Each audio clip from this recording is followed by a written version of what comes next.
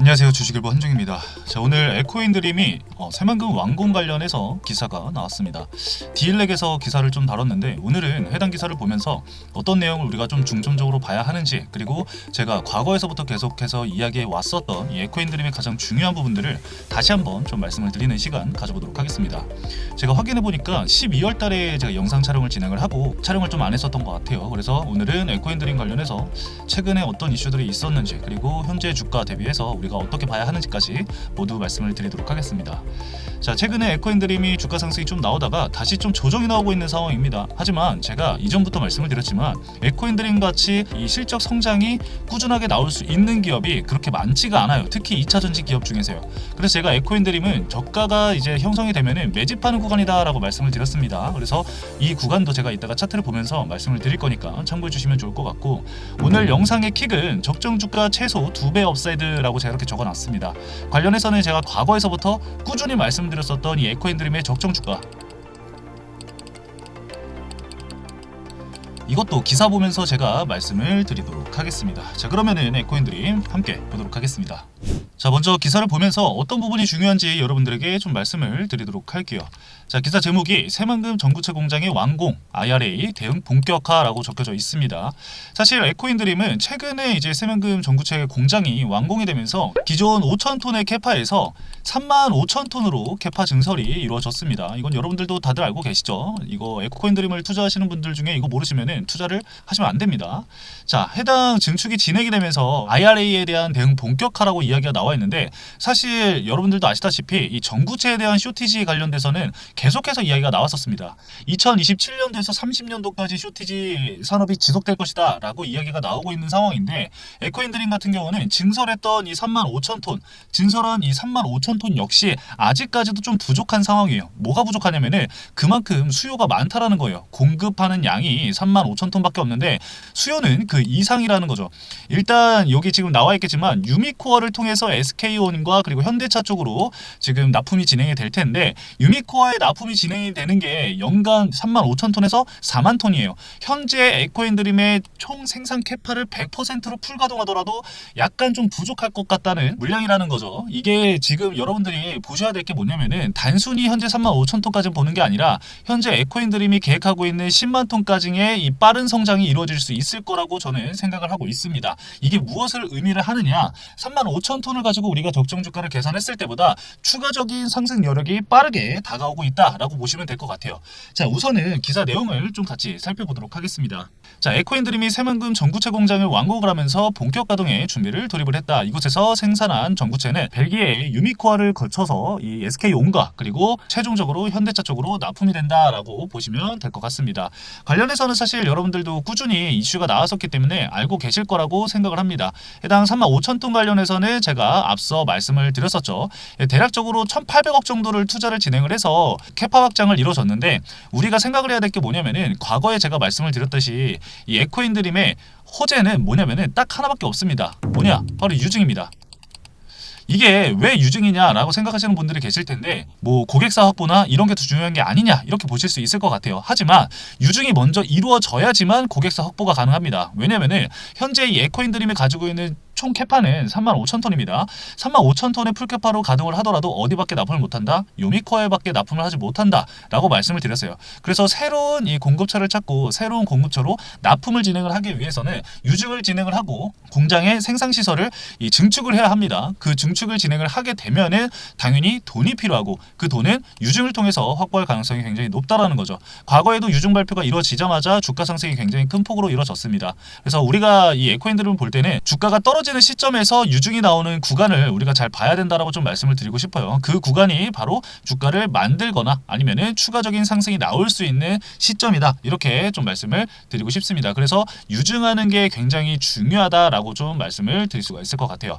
자, 전구체는 배터리 양극재 원가의 60%에서 70% 차지하는 핵심 소재입니다. 자, 여기서 그래서 제가 말씀드렸죠. 쇼티지 쇼티지가 왜 쇼티지냐? 이 중국의 의존도가 굉장히 높았습니다. 이 전구체가. 근데 현재 미국에서 이제 중국을 견제하게 되면서 중국이 지금 전구체를 팔 곳이 많이 없어지고 있는 상황이에요. 단순히 이 미국만 중국을 견제하는 게 아니라 유럽 역시 중국을 견제하고 있기 때문에 이 전구체 산업 자체가 중국을 빼고 나면은 이 유통할 수 있는 기업들이 엄청 적다라는 거죠.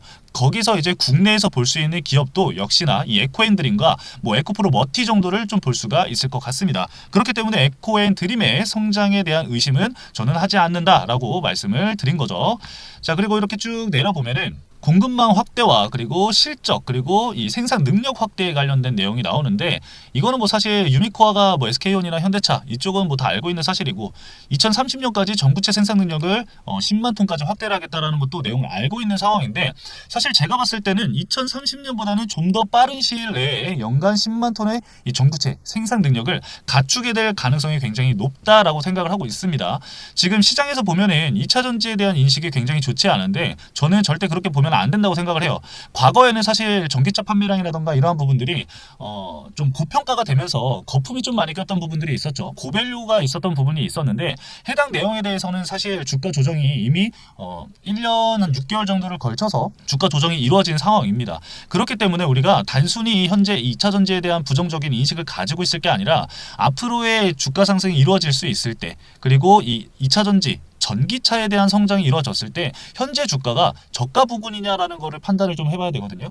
그리고 최근에 유럽 쪽에서도 내연기관차에 대한 이 세제 혜택을 폐지하겠다라는 내용이 나오고 있어요. 사실 이 부분은 전기차 판매량 상승에 대한 큰 이 트리거가 될 수가 있기 때문에 연내 시행 예정이라고 합니다. 그래서 올해 다시 2차 전지에 대한 시각적인 부분들, 관점을 새롭게 봐야 한다라고 좀 말씀을 드리고 싶고요.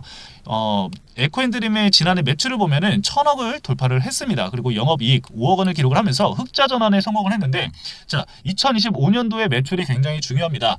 과거에 이제 작년 같은 경우는 캐파 5,000톤을 가지고 매출액 1,000억을 달성을 한 거예요. 그쵸? 근데 여기서 지금 새만금 공장이 완공이 되면서 35,000톤까지 캐파가 증가가 됐습니다. 자, 그렇게 되면은 우리가 이 매출액이 단순히 7배다라고 볼 수가 있잖아요. 하지만 실질적으로 생산하고 매출로 반영이 되는 부분들, 이 35,000톤이 순수하게 실적으로 반영이 되는 부분들은 3분기라고 말씀을 드릴 수가 있을 것 같아요. 이건 제가 과거에서도 계속해서 말씀을 드렸었죠. 그렇기 때문에 3분기부터 실적이 제대로 좀 반영이 된다라고 가정을 한다고 한다면은 올해 예상 실적은 3천억에서 4천억 정도로 나올 것으로 예상이 되고 있는 상황입니다. 자, 그렇게 되면은 작년 대비해서 매출액 성장만 무려 3배에서 4배 정도가 나올 거예요. 그렇죠? 그렇기 때문에 주가에도 당연히 실적이 나오고 호실적이 찍힐 때마다 에코앤드림의 주가 상승은 이루어질 수밖에 없다라고 저는 말씀을 드리고 싶다라는 거예요. 그렇기 때문에 현재 주가가 굉장히 저평가가 받고 있다, 이렇게 좀 말씀을 드릴 수가 있을 것 같습니다. 자, 이어서 차트 보면서 좀 말씀을 드리도록 하겠습니다. 과거에 주가 상승이 강하게 나오면서 7만 원 구간까지 주가 상승이 이루어졌습니다. 그리고 나서 주가 조정이 일어나면서 현재 28,000원 구간까지 주가 조정이 나온 상황인데, 사실 12월달 제가 영상 촬영을 했을 때 22,000원 구간이었습니다. 이때 절대 팔면 안 되는 이유에 대해서 말씀을 드렸었는데, 그때도 제가 적정 주가를 좀 구하면서 여러분들에게 말씀을 드렸습니다. 기억하실 거예요, 영상 보신 분들은. 지금도 우리가 좀 중요하게 봐야 되는 게 뭐냐면은 물량 소화를 하면서 주가를 조금씩 끌어올리는 부분들을 지켜봐야 합니다. 지금 이렇게 노란색 선이 그어져 있을 텐데, 해당 선은 제가 설정해 놓은 이 시장의 평균가라고 보시면 될 것 같은데, 120일 기준에서 시장의 평균 매수가라고 좀 생각을 해주시면 됩니다. 그 관련해서 현재 계속해서 좀 저항을 막고 있는 상황이고, 이 가격대를 좀 의미 있게 돌파하는 시기가 굉장히 중요하다라고 보시면 될 것 같고, 해당 가격이 좀 더 내려가야 되는 상황이기 때문에 한 3만 원 밑에서의 주가 조정이 일부 나올 수 있다라는 점 참고를 좀 해주시면 될 것 같고, 위로 우리가 업사이드를 2배 정도로 봐야 한다라고 말씀을 드렸었는데, 왜 2배로 봐야 하느냐? 이거는 제가 이전부터 계속해서 계산해서 말씀을 드렸습니다. 자, 5,000톤의 캐파를 가지고 있을 때 매출이 1,000억이 나왔습니다. 그럼 우리가 단순하게 계산을 했을 때 35,000톤으로 계산을 하면은 7배죠. 7배. 7배가 진행이 되면서 7천억이 나오게 됩니다. 매출이 7천억에서 우리가 순이익이라던가 이러한 부분들을 계산을 해봤을 때 적정 주가를 계산할 수 있는 방법들은 매우 여러 가지가 있습니다. 그걸 제가 간단하게 좀 계산을 해서 보여드리도록 할게요. 자, 제가 해당 계산하는 방법을 여러분들에게 보여드리는 이유는 이게 실적에 나왔을 때 영업이익 퍼센테이지라던가 아니면은 매출액에 따라서 얼마든지 적정 주가는 변경이 될 수 있기 때문에 여러분들에게 보여드리는 겁니다. 여러분들이 이걸 알고 있어야지 매출, 실적이 나왔을 때 분기별로 실적이 나왔을 때 대응할 수 있는 능력이 생깁니다. 그걸 알고 계셔야 돼요, 여러분들. 자, 먼저 7천억에서 영업이익을 우리가 좀 구해볼 건데 영업이익은 2025년도에서 7년도에 한 7%로 보고 있습니다. 자, 7%를 보면은 490억 정도가 됩니다. 여기서 우리가 순이익률을 만약에 75%라고 가정을 해봅시다. 75%라고 가정을 했을 때 367억 5천만 원이 나오게 됩니다. 관련해서 우리가 멀티플을 25배를 줄 거예요. 멀티플을 25배를 주게 되면은 9,187억 원 정도 됩니다. 그래서 현재 시가총액을 보면은 5천억 정도죠. 그럼 대략적으로 한 업사이드가 이제 2배 정도가 나오게 됩니다. 자, 그럼 지금 구한 값의 주당 가격을 우리가 구해보려면은 이 시가총액의 주식수를 나누면 되겠죠.